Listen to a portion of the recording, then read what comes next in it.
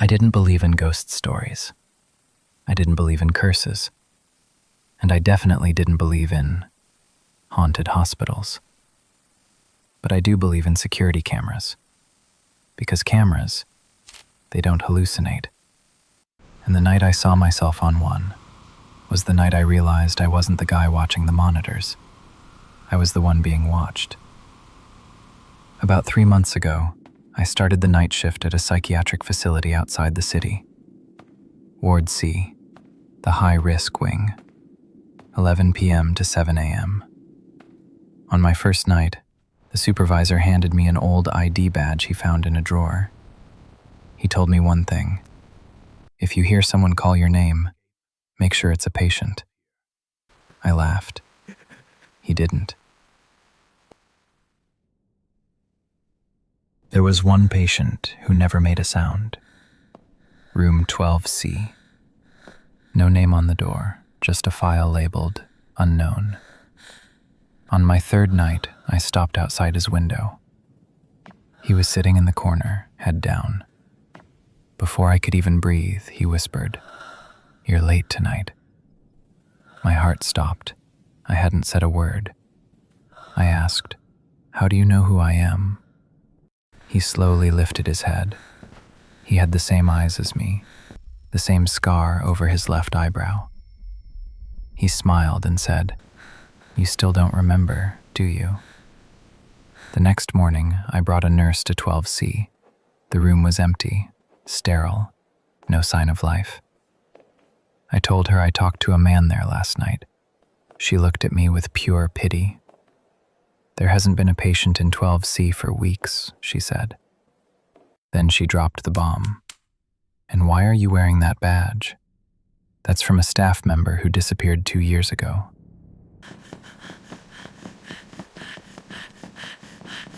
I broke into the security office.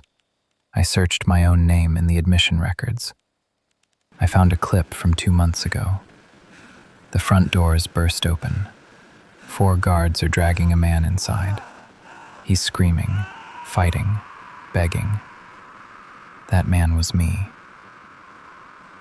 The footage showed them dragging me down to Ward C and locking me inside room 12C.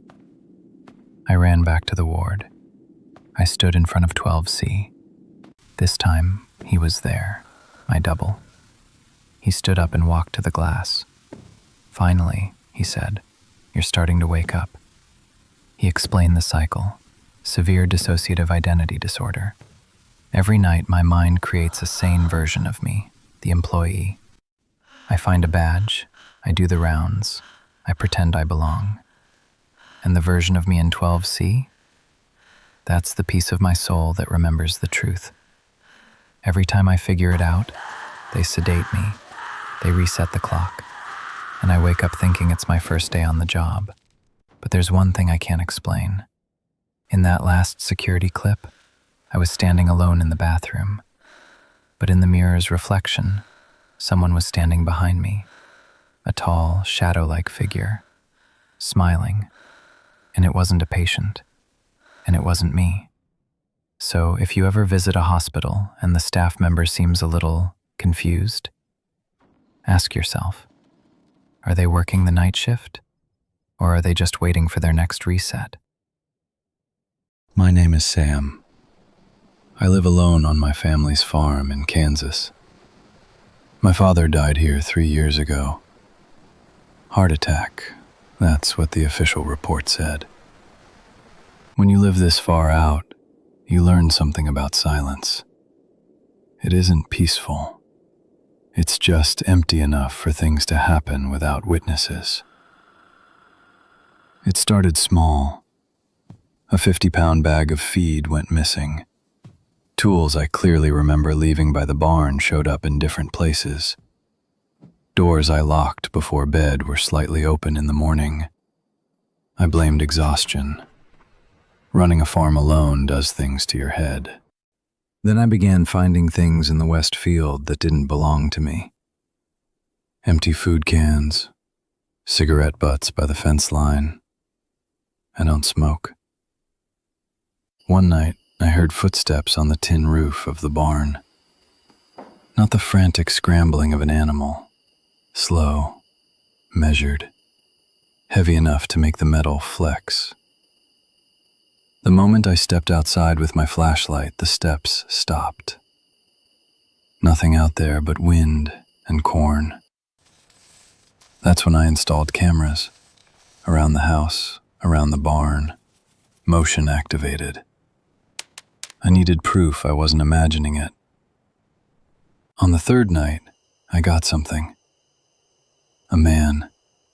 He was standing near the back storage shed, not trying to break in, not stealing anything, just standing there, facing the house. He wasn't pacing, he wasn't searching, he was watching. I called the sheriff's office the next morning. They walked the property, found nothing useful.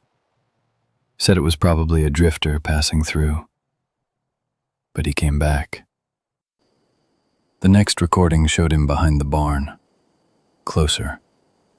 The one after that, he was standing directly beneath my bedroom window.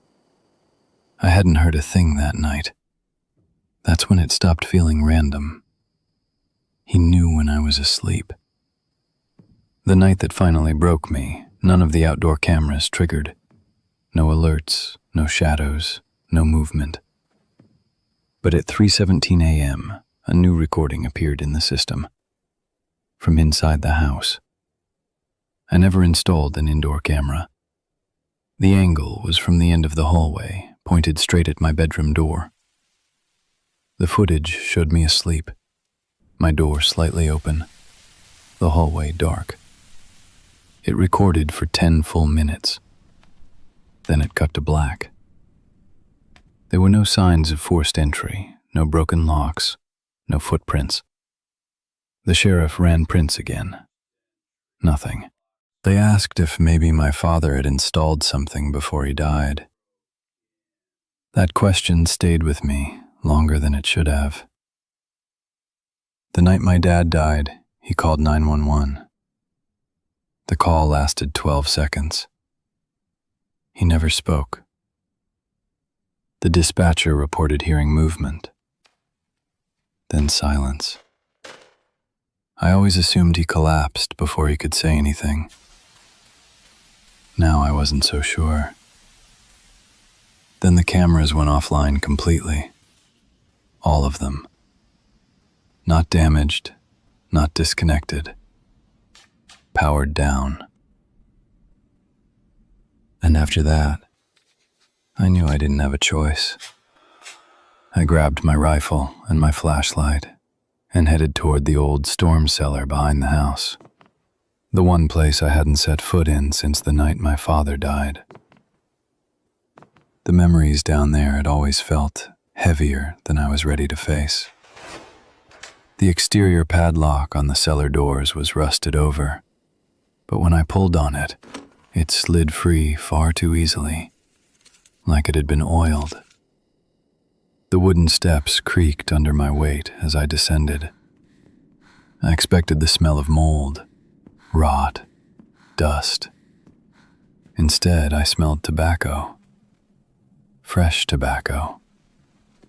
In the far corner of the basement, beside my father's old workbench where he used to spend hours, I saw something that made my hands go numb. A single wooden chair. It had been taken from our living room. It was positioned carefully beneath a small ventilation opening, hidden behind the heating ducts. I stepped closer. From that vent, there was a clear, direct line of sight, straight up into my bedroom. Right beside the chair was a small pile of fresh fruit peels and a tablet device wired directly into my camera system. But the worst part wasn't the setup. It was the photograph. An old picture of my father sitting on the chair. On the back, written in uneven handwriting, were the words, "It took you 3 years to come down here, just like your father." That's when it settled into me. The cameras didn't shut off because the system failed. They shut off because I had just walked into someone else's territory. Someone who had been living beneath my house for years. Someone who knew this farm better than I did. I stood there in the silence, trying to control my breathing. And then I heard it. First, the faint scrape of metal against metal. Then the slow groan of old hinges moving. Then the solid, unmistakable sound of the cellar doors closing from the outside, and the slide of the lock settling back into place. I moved into a small apartment building in a quiet town in Ohio. Nothing special about it. 3 floors, faded hallway carpet, mostly older tenants who kept to themselves. It was the kind of place where nothing unusual ever happened. At least, that's what I thought. The first week was completely normal. Then one night, at exactly 2:17 a.m., I heard my doorknob slowly turning. Not knocking. Not someone trying to force it open. Just the soft, careful sound of someone gently testing the handle. I froze in bed, listening. It stopped after a few seconds. I told myself it was probably a neighbor who had the wrong door. But the next night, at 2:17 a.m., it happened again. Same slow movement, same hesitation. By the 4th night, I decided to stay awake. At 2:16 a.m., I stood in my living room, staring at the door. 2:17, the handle began to move, slowly, carefully, like whoever was on the other side didn't want to be heard. My blood ran cold. I stepped closer. Then I heard it. A whisper, soft, almost affectionate. "I know you're awake." I didn't open the door.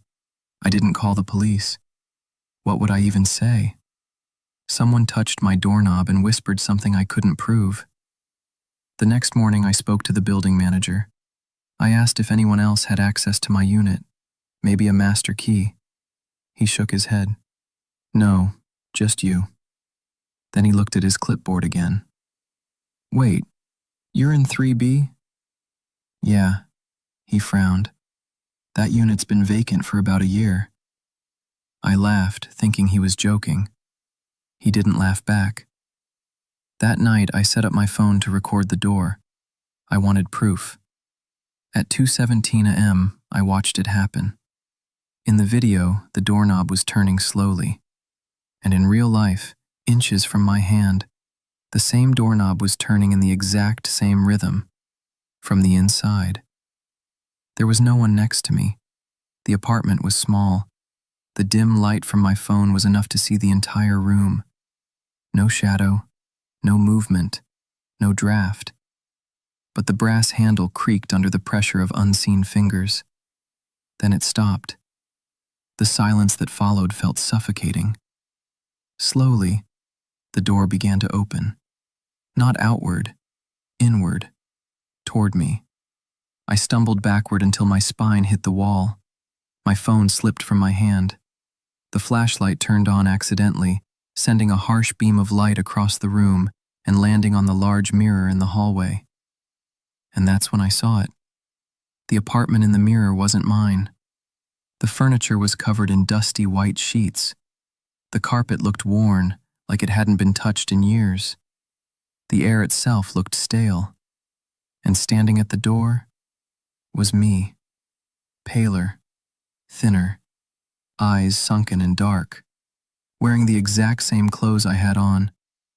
The version of me in the mirror wasn't looking at me. He had his hand on the doorknob, turning it slowly, whispering something I couldn't hear in the reflection, but somehow heard clearly inside my own head. "I know you're awake. Get out of my apartment." The door in front of me stopped moving. I looked back at the mirror. Everything was normal again. Clean apartment, no sheets, no second version of me. Just me, alone, breathing too fast. I grabbed my phone from the floor. The recording was still playing. 2:17 a.m. The doorknob never moved. Not once. I rewound it. Nothing. No sound, no motion. Just me standing in front of the door, staring at it. The next morning I went back to the manager. He looked confused when I said I lived in 3B. He flipped through his paperwork again. 3B's been vacant since last year. I showed him my lease confirmation email. He stared at the screen for a long moment. That's not our company logo. I felt my stomach drop. That night, I stood in the living room at 2:17 a.m., waiting. Nothing happened. No whisper, no movement. Just silence. For a moment, I almost convinced myself it was stress, lack of sleep. Maybe I needed help. Then I looked at the door. The doorknob wasn't turning, but it was already unlocked, and I don't remember unlocking it. I checked my phone. No recent calls, no lease confirmation email, no record of payments, just empty space where those messages used to be. Sometimes I wonder if I imagined signing the lease. Sometimes I wonder if I imagined moving in. And sometimes, at exactly 2:17 a.m., I stand in the dark and wait, trying to decide which side of the door I'm really on.